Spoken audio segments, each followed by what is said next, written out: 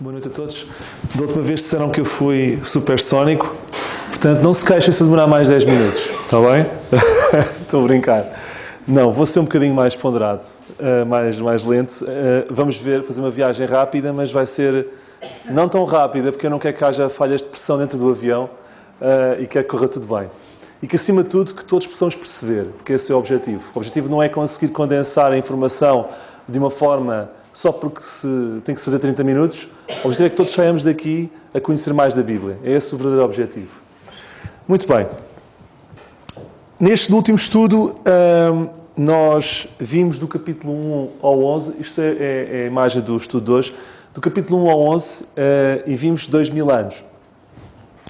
Do capítulo 12 ao 50, vamos ver aproximadamente 300 anos. Ok? Deixa-me só pôr aqui a Bíblia na posição certa. Exatamente. O livro de... Já agora, antes de mais, aqui estão as 4 personagens que vamos ver hoje. Eu não vos vou perguntar qual delas é que personagem cada imagem diz respeito, mas esta aqui não tem muito a ver, aparentemente, mas há um personagem para cada uma das imagens, vamos ver qual é. Revendo um pouco a lição passada, eu não sei se fizeram um trabalho de casa. Vocês chegaram a ler os capítulos 12 ao 50? Ok, eu não faço mais perguntas. Já vi que sim.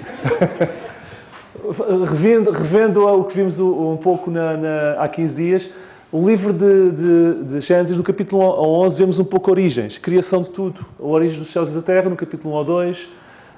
A origem do homem. A origem do pecado. Desculpem, eu estava com muita pressa.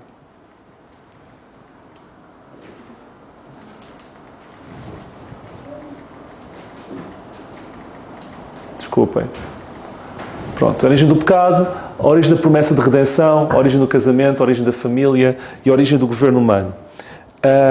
Foi isto que nós vimos há 15 dias. Os primeiros capítulos de... Exatamente. Portanto, nós visitámos do capítulo 1 ao 2 a criação. Eu não sei o que se passa com ele. Ok. Desculpem. Ok. Vimos a criação do capítulo 1 ao 2. Tínhamos visto a queda do capítulo 3 ao 5. Vimos depois no dilúvio do capítulo 6 ao 9. E vimos depois a rebelião do capítulo 10 ao 11. E foi isto um pouco o resumo do que tínhamos visto há 15 dias atrás. Nós agora vamos nos focar sobre pessoas. Não tanto sobre eventos, mas sobre pessoas. E, portanto, vamos falar sobre 4 pessoas. Daquelas 4 imagens que representam 4 pessoas. Vamos também focar-nos sobre o nascimento de uma nação. A nação de Israel. Vai começar aqui. Os primeiros 11 capítulos focaram-nos no nascimento da raça humana e origens. E agora vamos falar sobre o nascimento de uma nação. E, portanto, vamos ver quais são as pessoas que... Hoje vamos visitar lugares, vamos visitar pessoas, ok? Vai ser um voo rápido em que vamos conhecer pessoas. E a primeira pessoa que vamos conhecer é Abraão. E do capítulo 12 ao 25 vemos Abraão na Bíblia. Esta imagem eu escolhi porque imagino Abraão olhar para as estrelas do céu e imaginar as promessas que Deus lhe fez e dizer que a tua descendência será como as estrelas do céu. Eu não sei porque achei piada. Imaginei Abraão olhar assim para o céu. Vamos ver isso. A segunda personagem que vamos ver é Isaac. Porquê este bebê? Porque Isaac foi um bebê muito desejado. Ele é o filho da promessa. E capítulo 21 a 28. Se repararem, há personagens que colidem em capítulos. Ou seja, Isaac começa no 21, mas Abraão só termina em 25. E isto é normal, porque a Bíblia não faz interrupções. Quando começa um, não acaba o outro. Há ali períodos em que coexistem personagens bíblicas. Ok? Depois vamos ver Jacó. A luta com o anjo. É uma dos factos que vamos analisar. Capítulo 25 a 50 falam de Jacó. É uma extensão vastíssima, mas de Jacó não é tudo isto. É bastante pouco. Mas no fundo, a Bíblia fala do 25 ao 50 de Jacó. Mas nada como, a nível de dedicação, a nível de tempo, a nível de detalhe, as personagens que a Bíblia fala mais é Abraão e José. Sem dúvida. São 14 capítulos seguidos de conteúdo seguido. Enquanto Jacó é espaçado, Isaac é pouco, Abraão e, já identifiquei a próxima personagem, José, são mesmo 14 seguidinhos.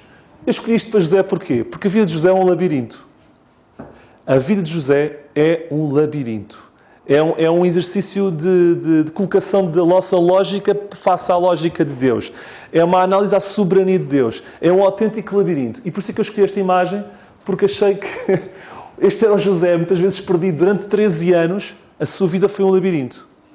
E vamos aprender com o labirinto de José como é que podemos enfrentar os labirintos da nossa vida. Ok? Começando. Vamos começar... antes disso, eu quero dizer-vos uma coisa. Eu tinha dito há 15 dias atrás que os primeiros 11 capítulos falavam-nos de eventos. E os outros capítulos todos até ao 50 falávamos de pessoas. E isto é muito importante, porque o que Deus valoriza só houve 2 capítulos para a criação, mas há 14 capítulos para Abraão. Há 14 capítulos para José.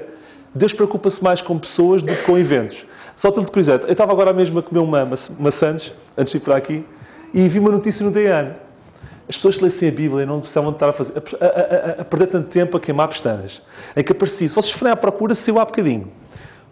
Os cientistas descobriram que a água apareceu antes do Sol. Porque não leu a Bíblia? Mas não é preciso tanta pesquisa para descobrir isso. Porque descobriram vapores de água e não sei o quê. Descobriram que a água apareceu antes do Sol. Então a água foi logo no segundo dia. O Sol foi no quarto dia. Leiam a Bíblia e tinham que estar com ciências. Mas pronto, isto foi uma à parte. Eu dei-me vontade de rir. Realmente. Mas enfim. Continuando. Vamos falar então sobre Abraão. Eu pedi que abrissem as vossas Bíblias em Gênesis capítulo 12. Gênesis relata o encontro de Deus com pessoas. Deus cria Adão e dá-lhe uma missão. Deus cria Abraão, Deus pega em Abraão e promete-lhe uma nação. E Deus pega em José e salva muitas nações. Já viram? Como a relação de Deus gosta preferencialmente de lidar com pessoas. É esse o objetivo, é esse o desejo de Deus. E Gênesis também concretiza, do capítulo 12 ao 50, a tentativa de Deus conseguida de criar uma nação da qual pudesse ser cumprido Gênesis 3.15, onde dali pudesse nascer um Salvador. E isso vai ser conseguido. Começando por Abraão, e vamos estudar. Abraão é destacado em 3 religiões. No cristianismo, no judaísmo e no islamismo. Ele é o pai dessas 3 grandes religiões. Além dos 14 capítulos, ele é um personagem de capa a capa da Bíblia. Porque além dos 14 capítulos de Gênesis, ele é abordado, tem um capítulo em Romanos para ele, tem 2 capítulos em Gálatas e ainda é abordado em Hebreus, capítulo 11. É um personagem verdadeiro de capa a capa. E vamos ver porquê, e vai ser a personagem que eu vou dedicar mais tempo hoje. Eu gostava de... Para mim, eu gosto muito de José. São preferências. O Abraão foi 5 estrelas, mas José, para mim, é qualquer coisa. Mas, olha, calhou assim, no próximo voo daqui a 10 mil anos, eu dou só 10 minutos a Abraão e ponho 20 minutos para José. Continuando. Significado do nome. Abraão, ele teve 2 nomes. Ele começou com Abraão, só, que é pai exaltado. E depois, mais tarde, vamos ver, quando ele tinha 99 anos, Deus mudou-lhe o nome para Abraão, pai de muitas nações. Ok? Mas, 3 vezes na Bíblia, ele é chamado de amigo de Deus. Ele também tinha esse cognome. Ele era o amigo de Deus. É como se fosse uma alcunha. Tu és um amigo de Deus.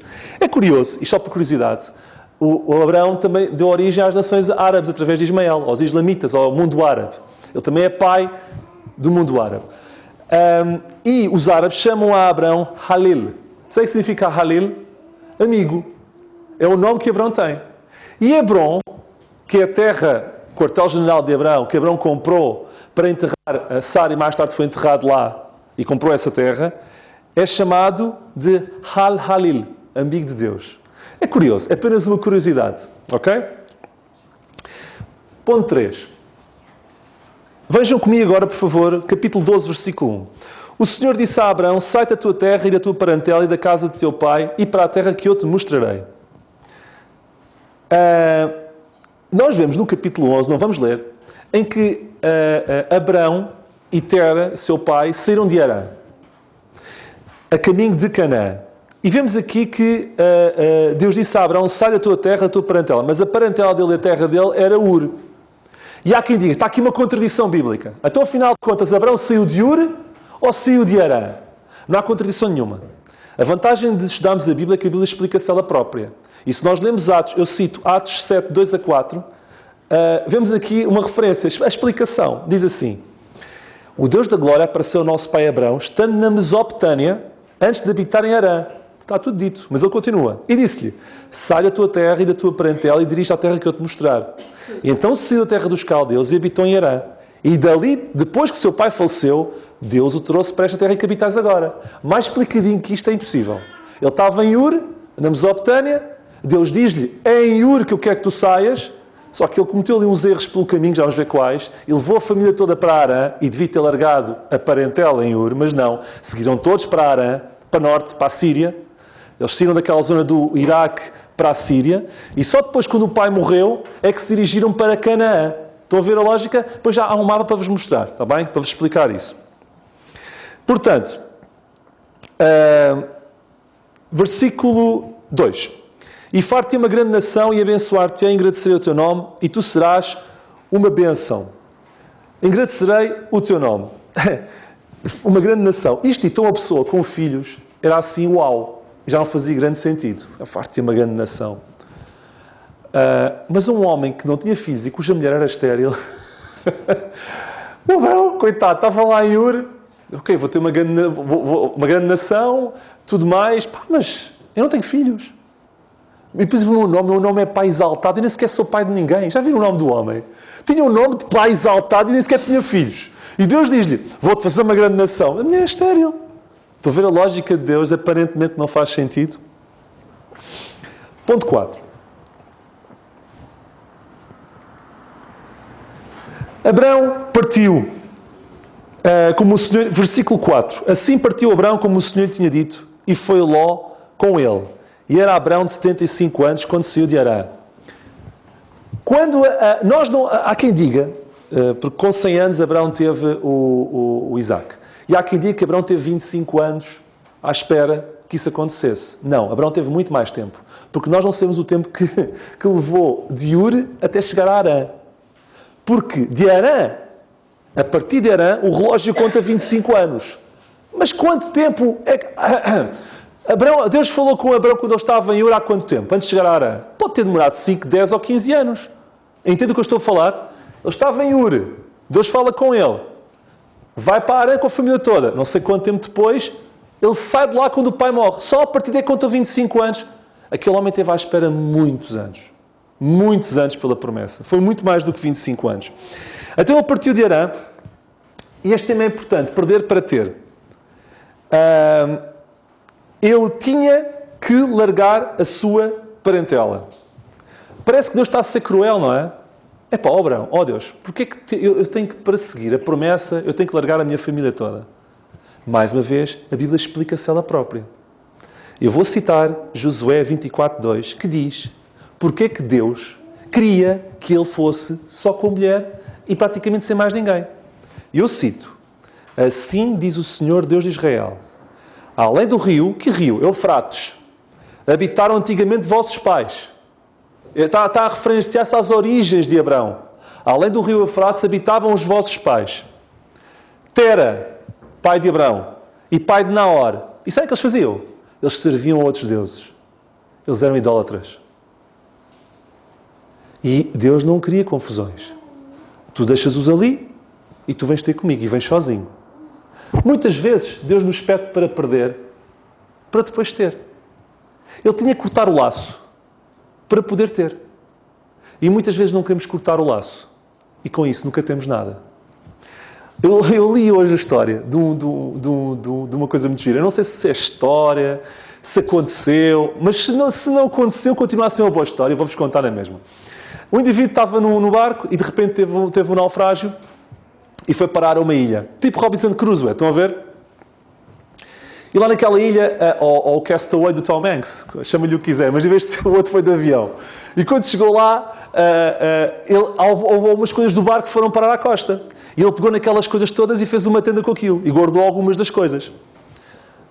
Passado um tempo, ele estava à caça lá na ilha, à procura de uma coisa para comer, e cai um trovão, uns trovões, uma coisa horrível. E não é que ele começa a cheirar a fumo e chega só ao pé da tenda, a tenda está a arder. A tenda dele, com as coisinhas dele, aquilo que ele tinha conseguido reunir do naufrágio, estava tudo a arder. Bem, o homem ficou desesperado. Naquela noite dormiu na areia, ao relente, verdadeiramente ao relente, a dizer mal da vida dele. No outro dia de manhã é acordado por alguém. Ei, está aqui alguém? Sim. Obrigado pelos sinais de fumo. Foi da forma que eu te encontrei. Aquele homem teve que perder a tenda para poder ter salvação. E não fazia ideia. E durante um tempo achava que estava desgraçado. Quantas vezes Deus nos tira assim para nos dar assim? Estão a ver? Perder para ter. Continuando. Isto tinha pano para mangas, mas isto é supersónico. Ok? Está bem? E estou a ser muito lento. Está a avioneta a hélice ainda. Mas enfim.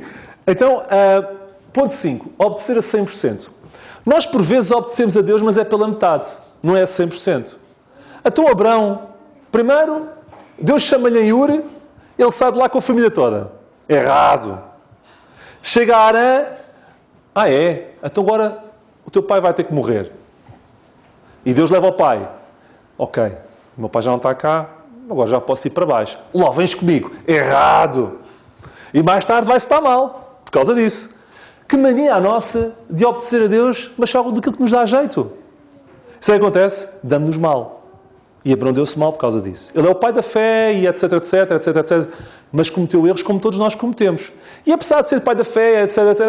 também pagou o preço dos erros que cometeu. Tal como também nós pagamos o preço quando nós cometemos as neiras. Ok? Portanto, isto é muito importante, a obedecer a Deus a 100%. Ponto 6. Isto também, ok. O segredo. Eu gostava que retivesse uma coisa. Na passagem, no capítulo 12, e eu vou acelerar a partir de agora, mas no capítulo 12, há palavras que são importantes. Versículo 1, eu te mostrarei. Versículo 2, far-te-ei. Versículo 2, abençoar-te-ei. Versículo 2, engrandecerei. Versículo 3, abençoarei. Versículo 7, darei. O que é que isto quer dizer? Deus chama Abraão, eu vou-te dar uma promessa. E eu vou-te fazer acontecer e dar e não sei o quê. O que Deus está a dizer a Abraão é: faz o que eu quero e eu faço tudo por ti. Só tens que obedecer. Então eu vou-te demonstrar, eu vou-te fazer, eu vou-te abençoar, eu vou-te agradecer, eu vou-te abençoar, eu vou-te dar.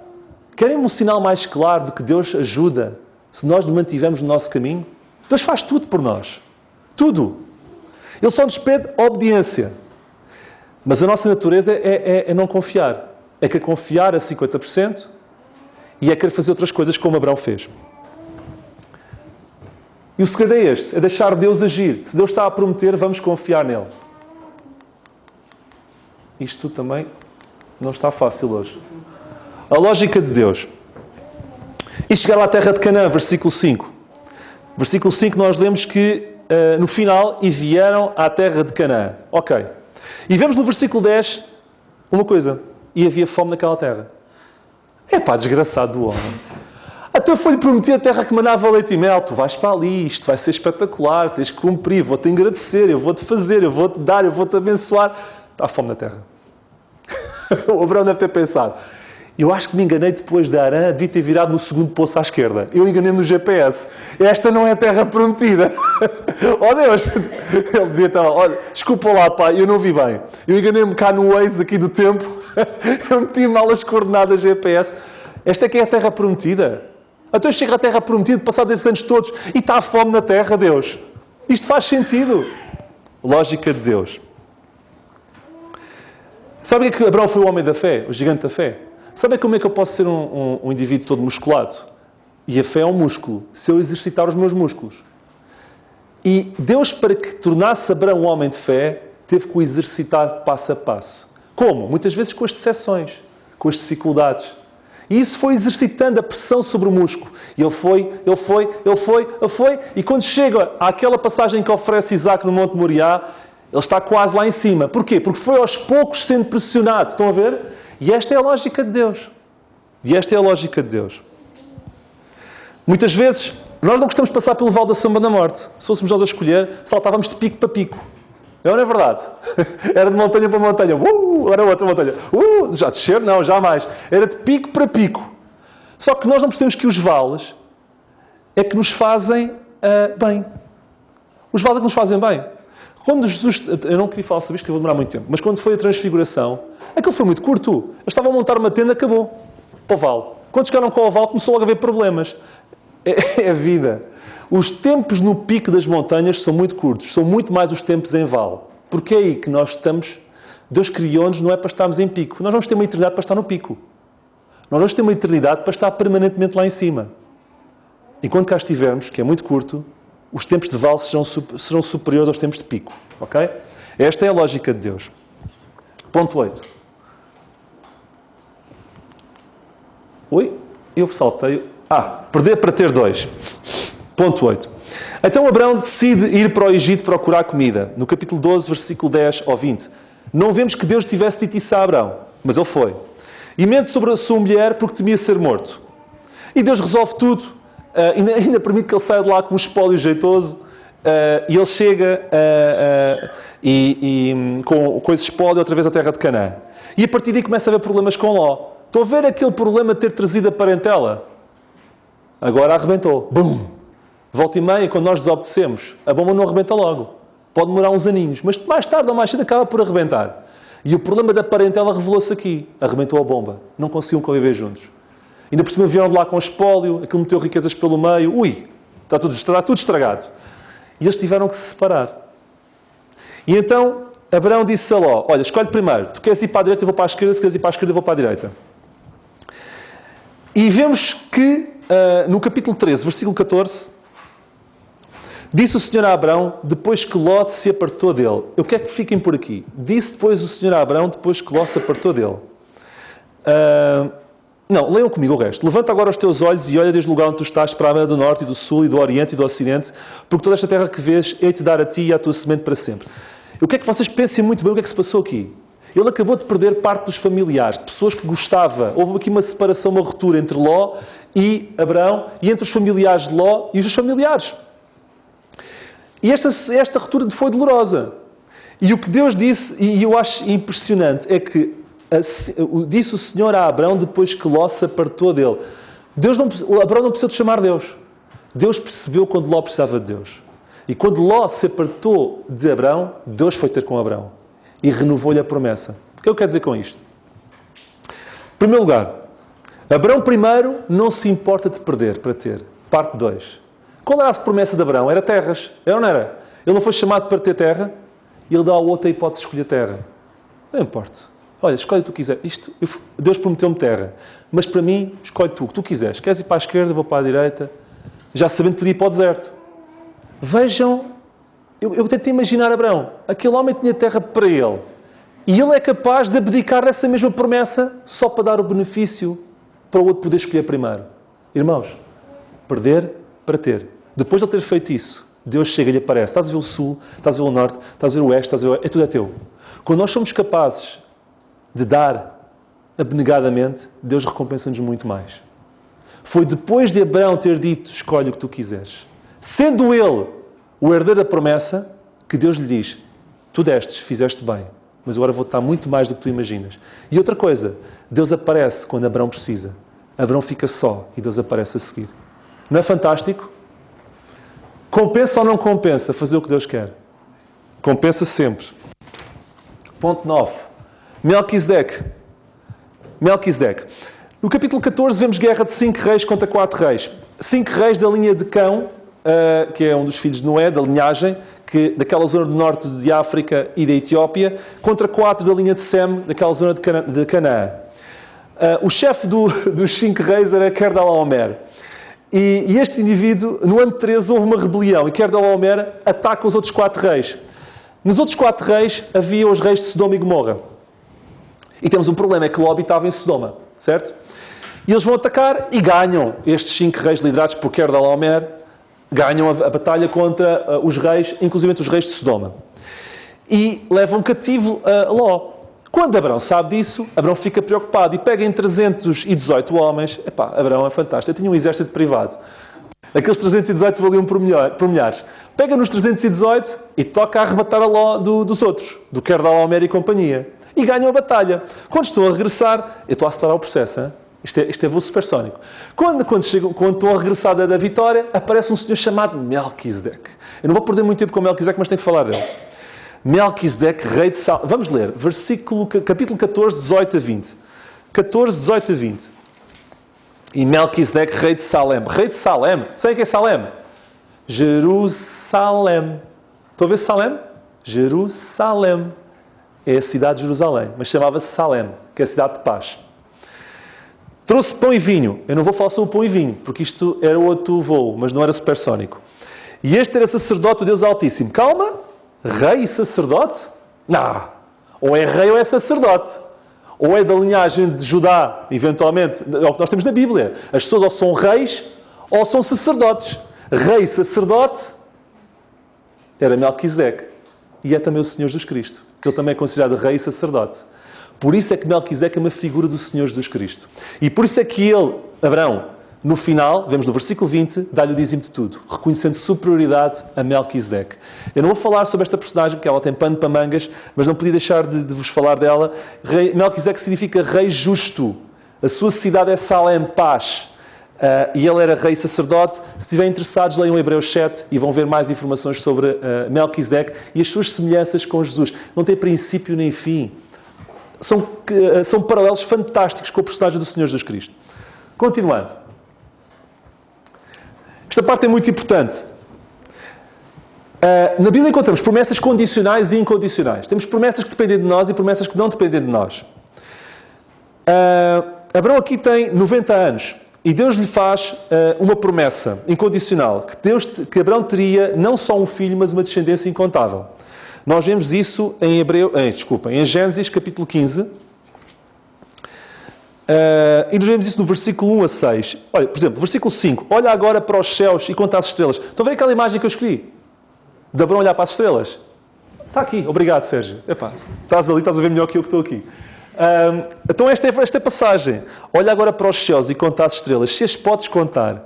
E disse-lhe, assim será a tua semente. No versículo 6, nós lemos que e creu no Senhor. Sabem qual é a palavra no original para creu? É amém. Por isso é que nós dizemos amém. Eu acredito. É verdade. É amém. É a palavra para creu. Eu creio. Ele ouviu aquela promessa e Abraão diz, eu creio em Deus. Amém. É isso que quer dizer amém. Estão a ver? Quando estivermos abatidos, irmãos, vamos para a rua. Não temos que pagar TV, não temos que pagar nada. É só olhar. Olhemos para as estrelas.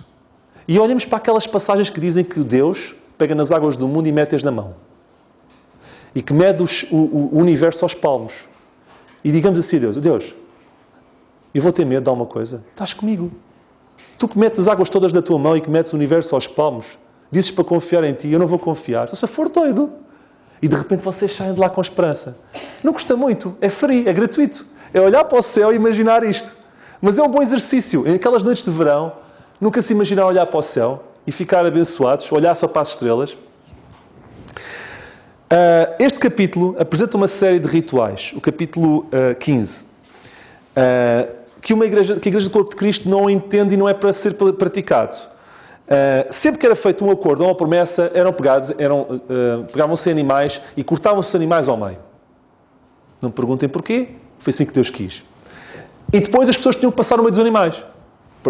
Parte do animal aqui, e passavam no meio. Sabem para quê? Para consolidar e confirmar essa promessa, esse contrato. E há quem diga que a explicação para os animais partidos e passar no meio é, se eu falhar, não é ninguém vai partir ninguém ao meio, nem rachar ninguém ao meio, mas se eu falhar, vou ter consequências. E eu olhava para os animais partidos e perceberia que havia consequências por defraudar esse o contrato. Quando depois de Deus dar esta promessa que é incondicional, que não depende de Abraão, nós lemos no versículo 17, este versículo, 15, 17. E sucedeu que posto o sol, houve escuridão, e eis um forno de fumo e uma tocha de fogo, que passou por aquelas metades. Nós não vemos que Abraão tivesse passado pelo meio. Porque não era suposto Abraão passar pelo meio. Geralmente, quando há um contrato entre duas pessoas, os dois têm que passar pelo meio. Mas Deus não permitiu que Abraão passasse. Quem passou foi Deus. Para mostrar que a promessa era incondicional e não dependia de Abraão para nada. A tocha de fogo era um sinal da própria presença de Deus. Se ler o versículo 17, vão perceber isso. Portanto, Deus faz uma promessa incondicional, unilateral. Tu não precisas de fazer nada, isto vai acontecer, Abraão. Isto vai acontecer. A tua descendência vai ser como as estrelas do céu. E tu não precisas de fazer nada porque isto vai acontecer. Continuando. O capítulo depois termina com os limites geográficos, capítulo 15, os limites geográficos da promessa dada de território a Abraão. Ponto 11. Nós vemos no capítulo 15, versículo 12 a 14, cai um sono... 12 a 14, um profundo sono, e vemos assim, versículo 13. Então disse a Abraão: saibas de certo que a peregrina será a tua semente em terra que não é sua, e servi-los-ão e afligi-los-ão 400 anos. 400 anos. Isto é uma referência como já sabem, ao período que Israel teria que passar no Egito aprisionado pelos egípcios. E aqui, vemos aqui uma referência a isso mesmo. A escravidão do Egito é antecipada e através deste sonho Deus mostra a Abraão isso mesmo. Ponto 12. Ok. Esta promessa de tal modo boa, que Sara lembra-se de querer ajudar Deus a cumpri-la. Isto é tão bom, e que nunca mais chega. Eu estou a ficar velha. Ele está a ficar velho, eu vou ajudar Deus. Abraão, anda cá. Está aqui a minha serva, deita-te com ela. O filho que sair daqui é o filho da promessa. Eu vou-te ajudar. Só que correu mal. Sabem, Deus não usa os espertos. Deus não usa aqueles que fazem atalhos. Deus não usa os capacitados. Deus usa os desesperados e os fracos e os que não veem nada em si mesmos. São esses que Deus usa. E Abraão sofreu o resto da sua vida. E hoje o povo de Israel sofre todos os dias por Sara querer ir ajudar Abraão. Porque hoje Ismael deu origem ao povo árabe que atormenta Israel todos os dias. E não só, desde então. Estão a ver o erro de querer ajudar Deus? Quantas vezes Deus nos diz, faz assim, e nós, eu vou-me antecipar, eu vou fazer assado. E depois pagamos durante todo o resto da nossa vida aos erros disso. Não convém ajudar a Deus. Não convém ajudar a Deus. Convém depender dele. Deus usa os fracos e aqueles que dependem de Deus. No capítulo 17, Abraão está com 99 anos. E nesta altura o seu nome ainda era Abraão, que significa pai exaltado. Mas Deus muda-lhe o nome para Abraão, para pai de muitos povos. Ou seja, Deus vai-lhe mudando o nome, mas ele continua na mesma. Olha, imagine o Abraão. Sai da tenda onde Deus lhe mudou o nome. Ei, tenho uma novidade para vos dar. Diz, o que é que Deus te disse? Deus me deu-me o nome. Então, agora em vez de ser pai sou pai de muita gente. Continuas da mesma, pá. Estão a ver o desespero do homem. Não é assim revolto. E ele assim, Deus, isto custa tanto, tinhas que mudar o nome, já era mau como estava, e ainda tinhas para esta carga em cima de mim, agora em vez de ser pai, não sou pai de muitos, mas não tenho nenhum. Mas é assim, o Abraão deve ter passado, mas estamos aqui a rir, mas Abraão pensou nisto, não deve ter sido fácil. O homem lá está, a pressão, está os músculos da fé a crescer, estão a ver? Tudo isto fez pressão sobre ele. E mudei também o nome a Sara. Era Sarai, que significa ela luta, para Sara, princesa. Já viram como tirar um i faz toda a diferença? O que eu quero dizer com isto? Para Deus pode fazer transformação nas nossas vidas só assim. Muitas vezes Deus pode tirar um i e de repente o que está mal fica bom. Porque Deus é Deus. Sabem, eu acredito, e vocês também. Gênesis 1, acreditam nisso? Acreditam ou não acreditam? Pronto. Então Deus não pode tirar um i e ficar de repente Sarai para Sara? Aquela que luta para a princesa? Então Deus pode fazer isso. E portanto toda a gente olha para o nome de Abraão como interessante, mas eu acho mais interessante a mudança do nome de Sara. Ponto 14. Circuncisão. Esta aqui é nova para mim, eu não sei se é nova para vocês. Eu vou avançar. 17, 9 a 12 fala da circuncisão, que Deus não disse para Abraão passar no meio daqueles animais, mas a circuncisão é como se fosse uma assinatura no contrato. Tu não tens que fazer nada para este contrato. Apenas tens que o assinar. E como é que tu assinas? Uma marca física em todos os homens. Circuncisão. Entendem? Da promessa. Porquê o 8º dia? Porque não o 5º? Porque não o 15º? Porque é o 8º? Sabem porquê? Abraão não sabia. Eu também não. Não vou dizer que sabia, porque eu também não sabia. Segundo os médicos, é no 8º dia que a proteína, que chama-se proteobina, produzida pelo fígado, está a 110%, o que permite a coagulação do sangue ótima. É um único dia que permite isso. E esta, hein? Sabem o que é que eu aprendo com isto? Quando Deus me diz coisas que eu não percebo, eu tenho que fazer na mesma, porque Deus é Deus. Com esta, lembrem-se sempre disto. Quando Deus pede coisas que não fazem sentido, lembrem-se do 8º dia da circuncisão. Alguém sabia que era no 8º dia que a coagulação do sangue está num nível ótimo? Não, mas Deus sabe. Quando Deus nos tira o tapete, ou nos dá um tapete novo, ou nos dá um tapete retalhado, ou nos dá um tapete com cores estranhas, ou quando não faz sentido, lembremos da circuncisão ao 8º dia. Deus vê o que nós não vemos e sabe o que nós não sabemos. E Ele sempre tem acertado, nunca falhou. Então, se Ele sabe o que faz e se nunca falhou, para que ia falhar comigo agora? Hã? Nunca se esqueçam disto. Sodoma e Gomorra, capítulo 18. Deus promete a Sara um filho. Há uns anos que visitam Abraão. Deus promete um filho novamente a Sara. Sara, ao ouvir, ri-se. Tem 90 anos nesta altura. Os anjos dizem que ela se riu, ela diz que não. Estou a avançar. Deus promete que vai destruir Sodoma e Gomorra por causa do seu pecado. Abraão fica preocupado e depois a negociar com Deus. E se tiverem 50 justos, eu não destruo. E se tiverem 40, eu não destruo. E se tiverem 30, eu não destruo. Estou a acelerar. E se tiverem 10, eu não destruo. Acaba por destruir. Sabem porquê? Porque não encontraram 10 justos. Encontraram meio justo. Meio porque a Ló era tipo meio. Não chegava a 1. Portanto, como não encontrou 10 justos, destruiu. Deus não foi mal. Deus cumpriu o que prometeu a Abraão. Certo? Certo. A pergunta é, porquê é que Deus destruiu Sodoma e Gomorra? Homossexualidade e problemas de imoralidade sexual. Será que foi só isso? Mais uma vez, a Bíblia explica-se ela própria. E eu quero-vos dar, talvez, uma novidade, não novidade, mas uma informação adicional. Em Ezequiel 16, 49 e 50, nós lemos isto. Eis que esta foi a iniquidade de Sodoma, tua irmã. E a Bíblia diz qual foi a iniquidade de Sodoma. E vocês vão ver. Soberba. Achavam-se os maiores. Minha terra é a mais gira de todas, aqui nas Campinas de Jordão. Nós somos os maiores. Muros mais bonitos, a terra melhor, mais fértil. Somos os maiores. Não precisamos de Deus para nada. Fartura de pão. Celeiros cheios, não preciso de Deus para nada. Abundância de ociosidade teve ela e suas filhas. Um povo que não gostava de trabalhar. Nunca fortaleceu a mão do pobre e do necessitado. Quando alguém passava dificuldades, ignoravam.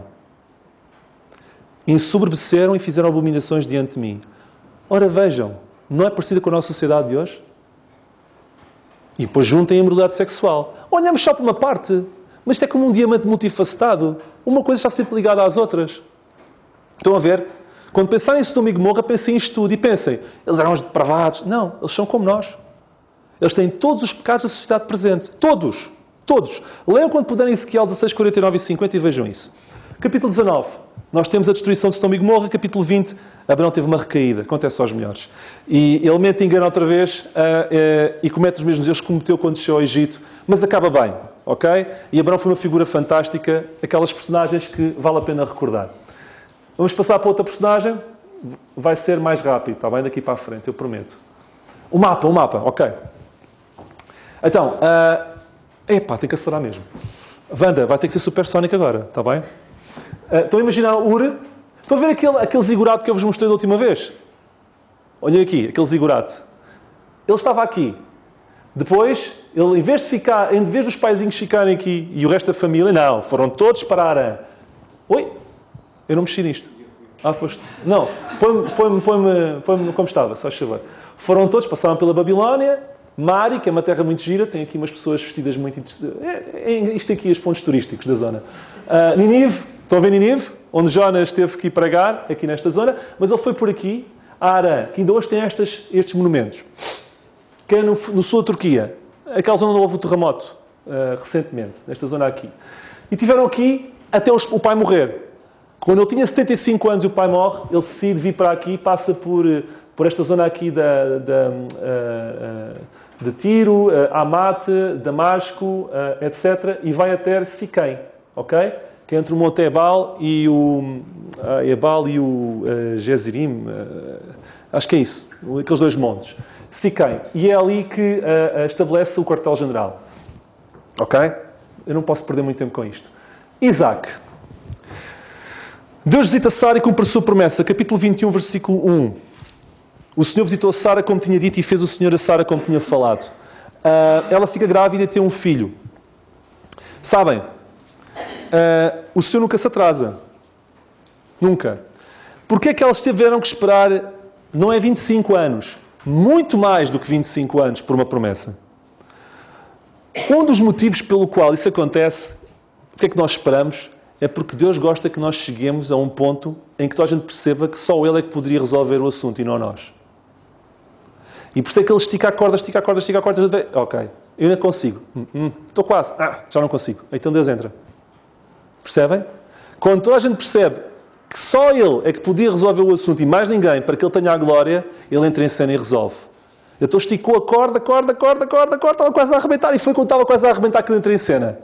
E Sara tem o filho. Este filho da promessa. E concebeu Sara, versículo 5.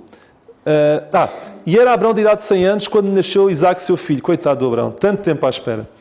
E Deus transformou uma casa de reformados numa casa de recém-nascidos. Estão a ver? A mudança, o paradigma. Enfim. Ponto 2. Lógica. A prova, neste caso. E depois a lógica.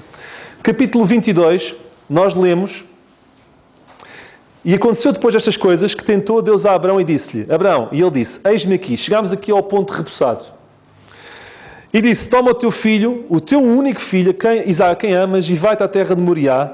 Moriá, onde fica? Fica na zona de Jerusalém. Onde está o monte, o templo, onde esteve o templo. E há quem diga que esta zona de Moriá é a zona mais alta ainda, onde estava Gólgota, onde foi crucificado o Senhor Jesus Cristo. O que faz sentido, o paralelo, ok? Eu tinha umas imagens para vos mostrar, mas eu não tenho tempo. E ofereceu ali um holocausto sobre uma das montanhas que eu te direi, ok? Vemos aqui a prova. A primeira questão, qual é a lógica disto? Então Deus promete, ponham-se na pele do Abrão. Estamos a falar de Isaac, mas também estamos a falar de Abrão. Estão a ver aquela dificuldade de conseguir cortar as personagens ao meio? Não dá. Tem que continuar umas com outras. Ponham-se na pele de Abrão. O homem teve 25, 30, não sei quantos anos, à espera deste momento, de ter o filho. E de repente Deus diz-lhe: pega no teu filho, no teu único, a quem tu amas. Parênteses, a primeira vez que a palavra amor aparece é aqui. E é de um pai que está quase a perder um filho. Fecha parênteses. E agora leva-o ao Monte Moriá e vais sacrificá-lo. Sabe o que é que ele fez? Sabe o que é que lhe deu força para fazer isso? Sabe o que é que deu força para fazer isso?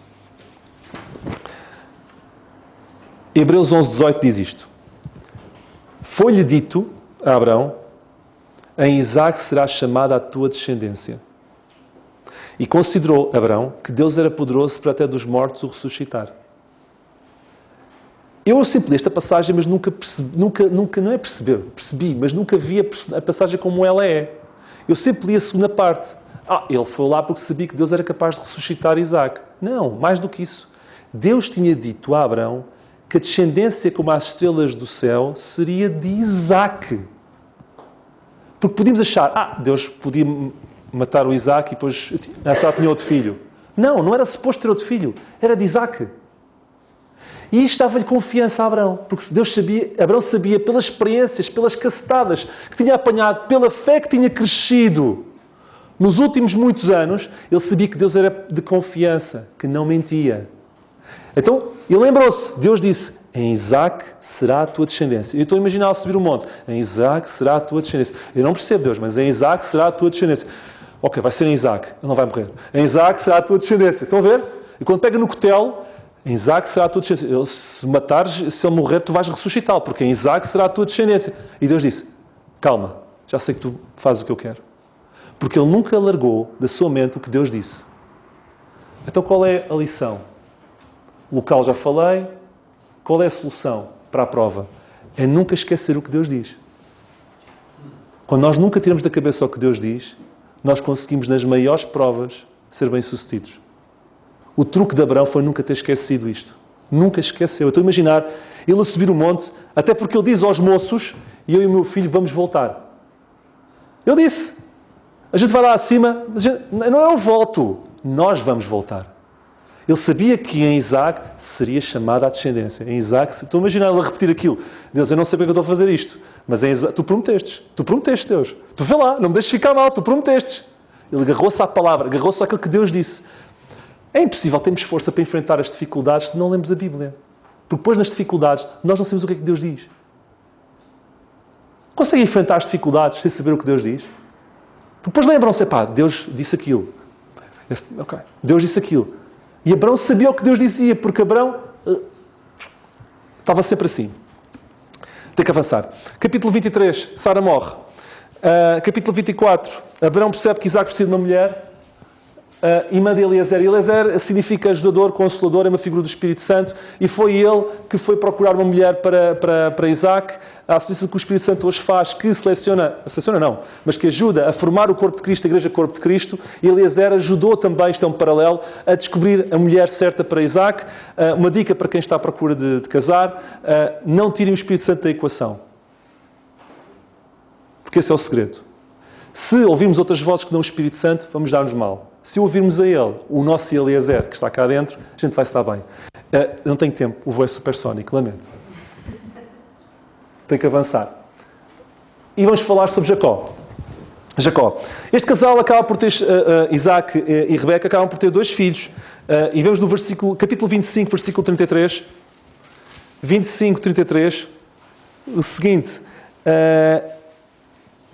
Jacó, 25, não. Disse bem.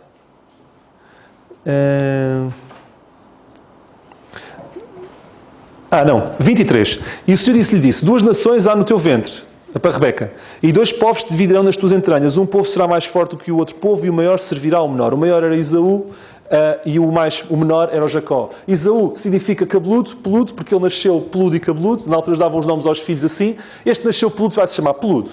E o outro nasceu agarrado ao tornozelo do irmão, e o nome dele, Jacob, significa agarrado ao tornozelo. Imaginem, quer dizer, as pessoas davam nomes assim, de uma forma, mas enfim, passa à frente.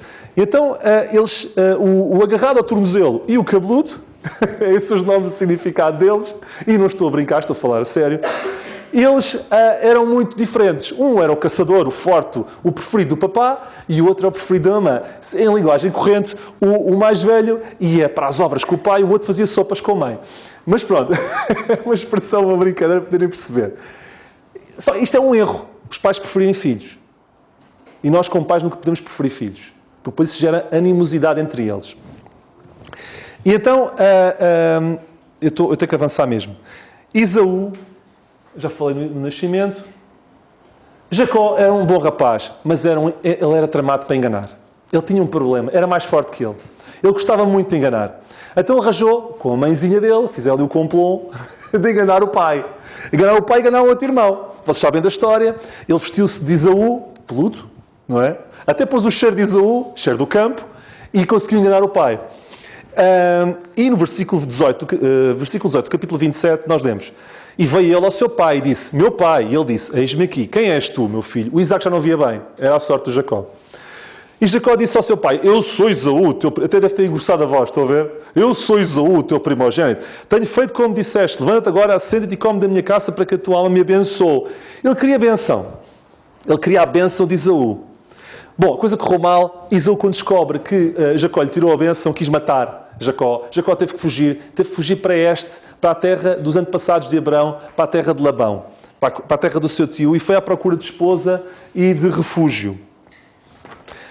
A caminho da terra de Labão, capítulo 28, versículo 13, nós vemos que o Senhor Deus aparece a Isaac, eu tenho mesmo de despachar, aparece a Jacó, e é o primeiro contacto entre Jacó e Deus. Lá está, Deus revela-se sempre, seja qual for a personagem bíblica, passo a passo. Nunca é assim derrompante. Deus aparece a Abraão uma vez, 2 vezes, 3 vezes, a Jacó uma vez, 2 vezes, 3 vezes, a Isaac uma vez, e a José também. É sempre assim. Chegando à terra de Labão, olhem, quem é que era o enganador? Era Jacó. Colheu o que semeou, foi enganado também. É ou não é verdade? Nós da vida colhemos o que semeamos. O homem enganou o Esaú e teve 14 anos para ter Raquel, porque foi enganado pelo seu tio.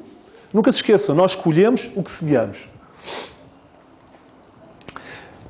Agora vamos ver o exemplo da batalha. No regresso, quando ele traz Raquel com ele, Jacó luta com um anjo. Capítulo 32, versículo 24. Jacó, porém, ficou só e lutou com ele um homem até que a alva subiu. E vendo este que não prevalecia contra ele, tocou a juntura de sua coxa e se deslocou a juntura da coxa de Jacó lutando com ele. Eu só quero resumir isto porque tem que avançar. Jacó encontra um anjo e luta com ele. Quando estava só.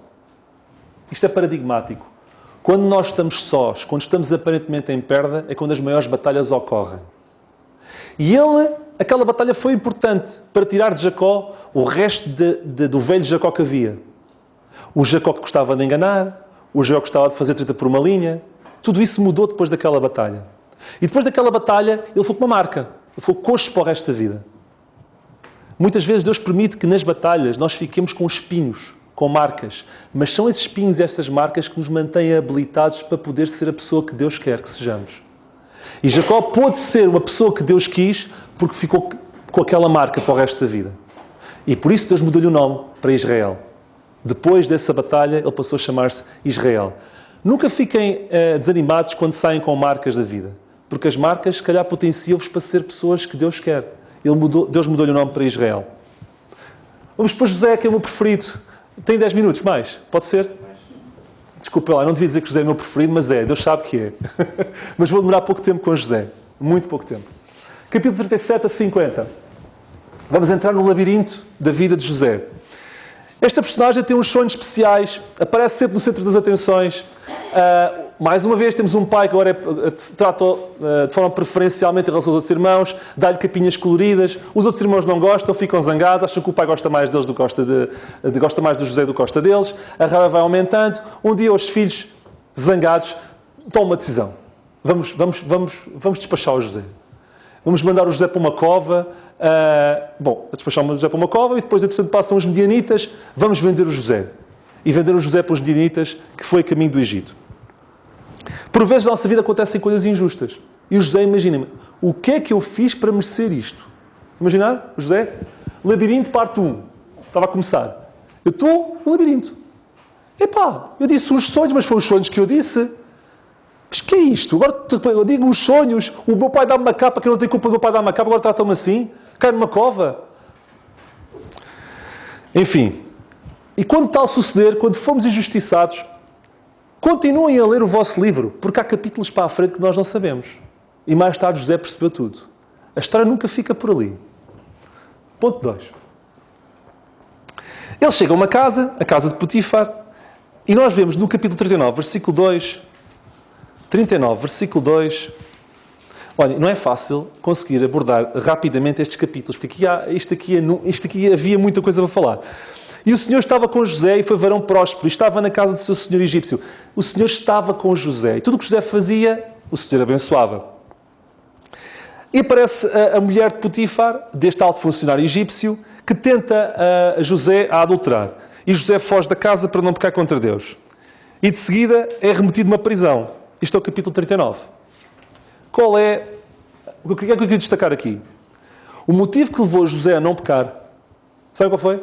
Foi o temor que José tinha por Deus. Porque ele diz mais à frente, em Gênesis 42, 18, aos irmãos, eu temo a Deus.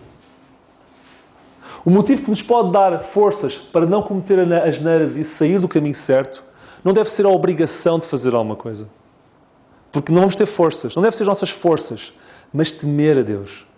Só isso é que pode permitir aguentar-nos. E José tinha isso, José temia Deus. E por isso é que ele não pecou e aguentou-se. Ponto 3.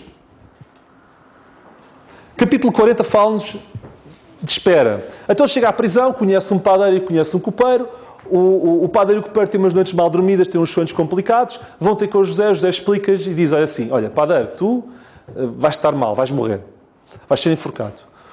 Tu, copeiro, tu vais estar bem, vais voltar a servir o faraó. Olha, mas copeiro, e agora vou citar, capítulo 40, versículo 14. Lembra-te de mim quando te for bem, e rogo-te que uses comigo de compaixão e que faças menção de mim a Faraó. Faz-me sair desta casa. Passaram-se 2 anos e o copeiro esqueceu-se dele. 2 anos. Até que um dia, lá está, espera.